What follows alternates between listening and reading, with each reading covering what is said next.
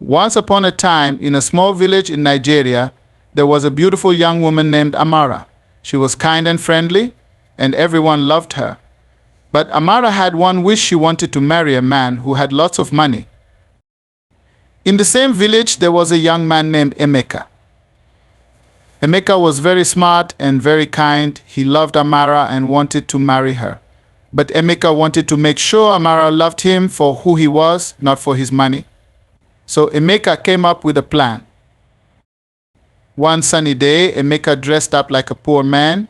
He wore old clothes and looked very tired. He went to Amara's house and knocked on the door. Amara opened the door and saw the poor man standing there. "Hello, Amara," Emeka said with a big smile. "Will you marry me?" Amara looked at him and frowned. "No, I can't marry you," she said.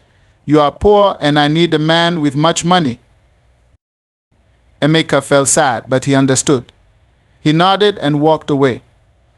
Amara closed the door and went back inside. Days went by and Emeka tried again. This time he brought Amara a beautiful flower he picked from the garden. "Amara, please marry me," Emeka said, holding out the flower. Amara shook her head. "No, I told you before, I need a man with much money, not a poor man like you." Emeka sighed and walked away again.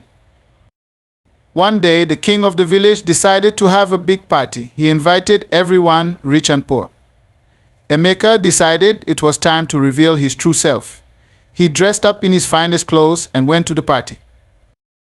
When Amara saw Emeka, she was very surprised. "Who is that handsome man?" she asked her friends. "That is Emeka," they said. "He is very rich and very kind."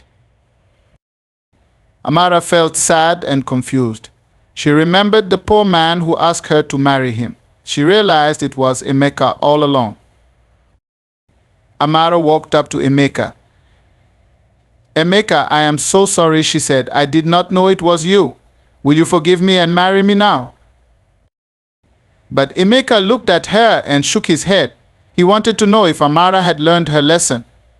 "Amara, you need to learn that love is more important than money," he said. "I need time to think." And so Emeka left the party, leaving Amara to think about what he said. After the party, Amara went home feeling very sad.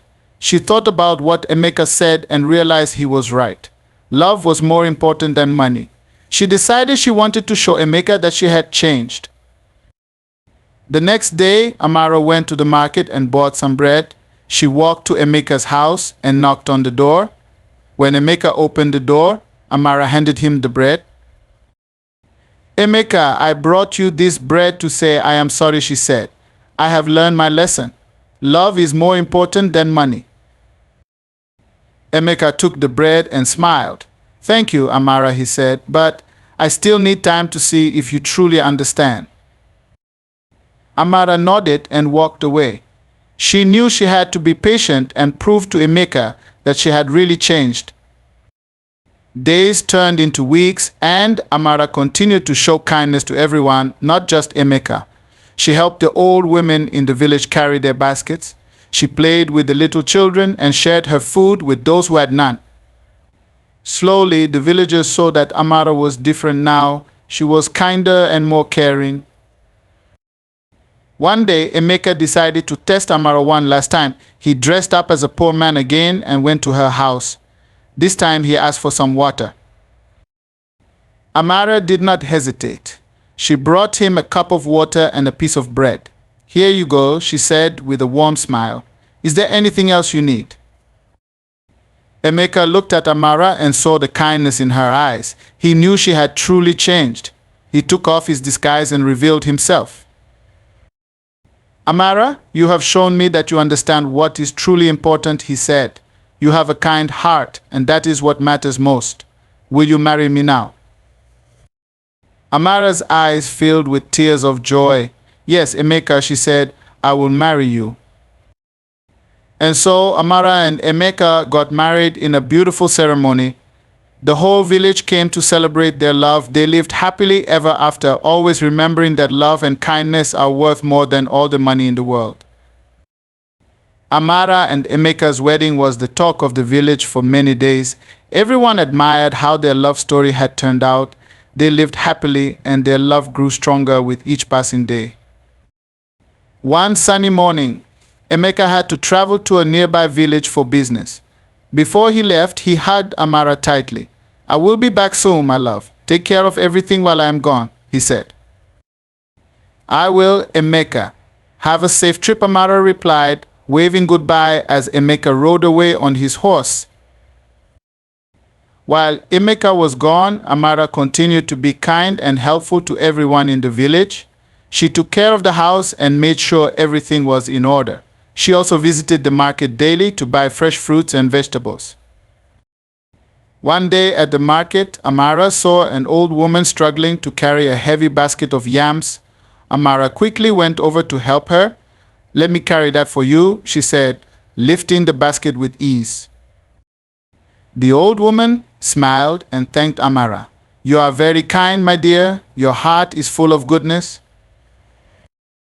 Amara felt happy to help. She walked with the old woman to her house and made sure she was comfortable. The old woman told Amara many stories about the old days, and Amara listened with great interest.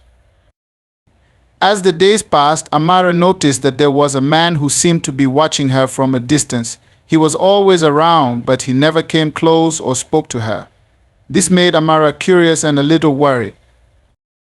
One evening, as the sun was setting, the man approached Amara. He was tall and wore a long cloak that hid his face. "Good evening, Amara," he said in a deep voice.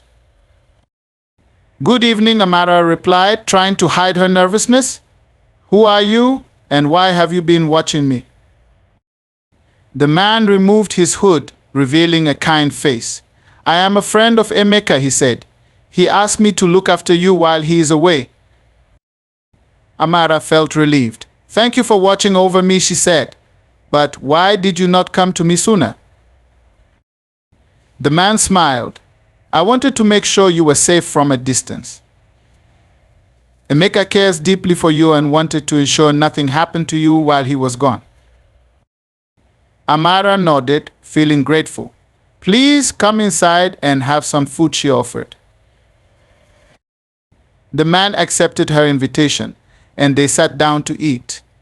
As they talked, Amara learned that his name was Obi, and he had known Emeka since they were children. Obi told Amara many stories about Emeka's adventures and how much he loved her.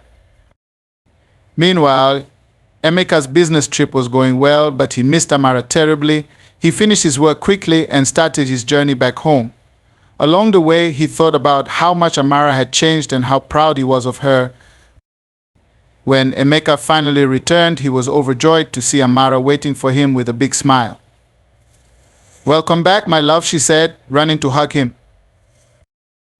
"I missed you so much," Amara, Emeka said, holding her tightly. "I see you have met Obi." "Yes, he has been very kind," Amara replied. Emeka smiled and thanked Obi for looking after Amara. That evening, they all sat together and shared stories and laughter. As the night grew darker, Emeka and Amara walked outside under the starry sky. Emeka held Amara's hand and looked into her eyes. "I am so proud of you, Amara. You have shown everyone how kind and loving you are. I am the luckiest man to have you as my wife." Amara blushed and kissed Emeka. "And I am the luckiest woman to have you as my husband," she said. They stood there, holding each other, knowing that their love would always be strong. No matter what challenges came their way, they knew they would face them together, with love and kindness leading the way.